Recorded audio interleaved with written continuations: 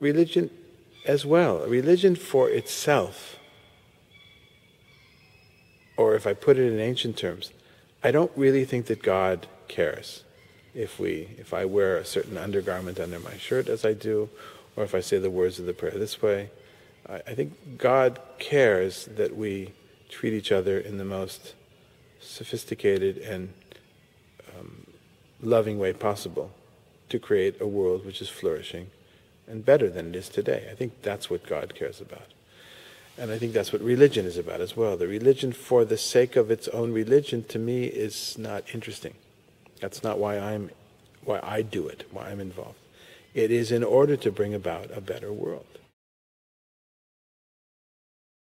And from a Jewish point of view, we've always kind of divided that into three general areas.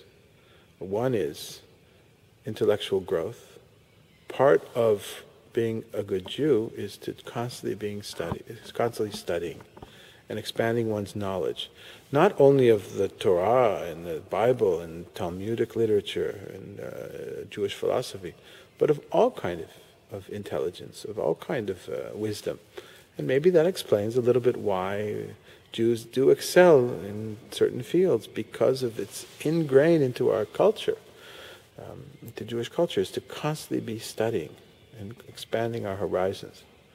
The second part of Jewish life, which has always been important, has been spiritual practice. There's something that we need to get us out of the everyday, hands-on, tangible life. And from a Jewish point of view, it's customarily been first animal and grain and incense offerings in the temple. But when the temple was destroyed in the first century of the Common Era, and even before that, outside of the Holy Land, the issue of prayer and prayer buildings like a synagogue became the main focus of spiritual practice, and also what was done at home, the rituals around the Sabbath, around each of the holidays. Today I would say spiritual practice should be defined in much wider terms to include not only meditation and yoga and influence from other faiths and other traditions, but equally so music and art and nature. There's many things. And finally, the third pillar of life from a Jewish point of view has been intellectual growth, and there's been the issue of spiritual practice, but fixing the world. That's kind of the purpose of why we're here, to bring about a more just society. And that's what gives life meaning. But the greatest lesson is that idea of what will happen, what is a better world, is constantly changing. And today I feel it's our obligation as religious people, not just Jews, to embrace the science that has said that we're killing ourselves and we're killing the earth and we're making things only worse for our children and our children's children. And we're misusing the gift that was given to us from a religious point of view.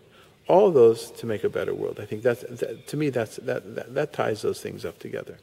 So yes, I think religion has a very important place. It's not just about now, about the trouble that people feel they're in, their ability now to... It's how you don't lose faith. How you don't let things unravel. It's how, when you think of it, why should this traffic system in a city really work? How the air control, all the things we were in the archipelago over the holiday now. All the ships going into Vaxholm, they're going, how could that work? I mean, it's so easy for there to be an accident. And anything could happen when you're driving, when you're walking. But something allows us to say, okay, calm down, take a deep breath. That's something, I think, is a spirituality, is a spiritual kind of constant. And I think religion has that ability to let us believe that it will all work out, not to absolve us from responsibility, not to keep us from doing things, but to give us the reason to continue to do things and not say, well, what difference is it going to make if I have one more styrofoam cup? How's that going to change the environment? And to say none of it has anything to do with it. It gives us the bigger picture. It's a conversation that, as the Jewish community, since I've been here, maybe before I got here, but in the last 2 years that I've been here, has not been on the agenda. not from a cultural point of view. Now, our agenda is relatively narrow because we are not a large community, and the staff working here is very small as well. There's only so much we can do. And the basics are kind of life cycle events, holidays, and some education. But I'm absolutely in favor of expanding that to include not only social justice issues that we've begun to address. Interfaith dialogue has been before I got here for many years. My predecessor, Rabbi Martin Nero, was a trailblazer when it came to that. And I like to say that I'm continuing in his footsteps. So that's one area, justice, social justice for HBT or for Roma or whatever group is being discriminated against, I think is a tradition in this community, and I don't think it's new. But the environmental issue, I don't know if it's been dealt with, but it definitely needs to be dealt with, and it needs to be dealt with in a Jewish and a spiritual way, and that's why I welcome this opportunity so much.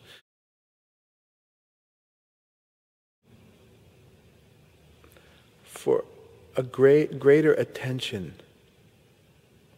given by the public at large to issues that are larger than them. And I don't mean a religious revolution.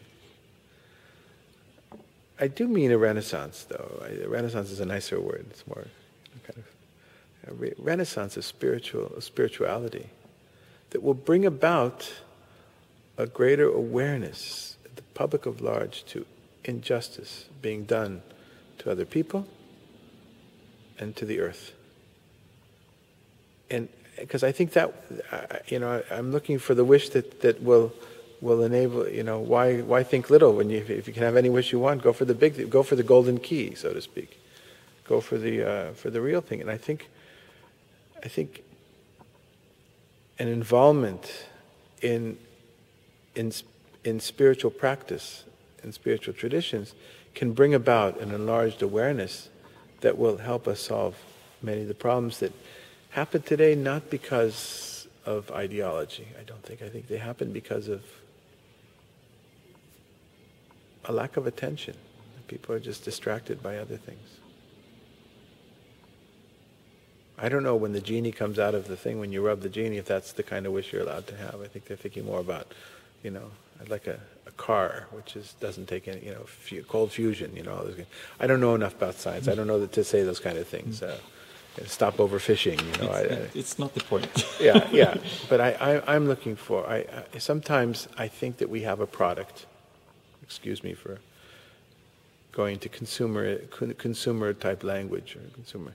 We have a product that people, I'm convinced that people could use it, maybe people even need it, but either they don't know about it or they don't know how useful it could be to them. So sometimes I think that our issue is more marketing than anything else. Because I see what happens when people come and they have a quality experience in the framework of spiritual practice. I see what it does to them. I see how they talk afterwards. I can see how it brings about a much more positive and peacefulness or peace to their souls that allow them to deal with other issues. If you're constantly hungry, constantly worried about how you're going to pay your bills, constantly worried about where the next violence is going to come from, where the next blow is going to come to your body, then you can't concentrate on improving your life and the life of others. And so somehow I have to figure out how to get past that. And I think that will go a long way to begin to solve some of these bigger issues. That's my own belief, and that's my faith. Yeah. Thank you, sir. Thank you.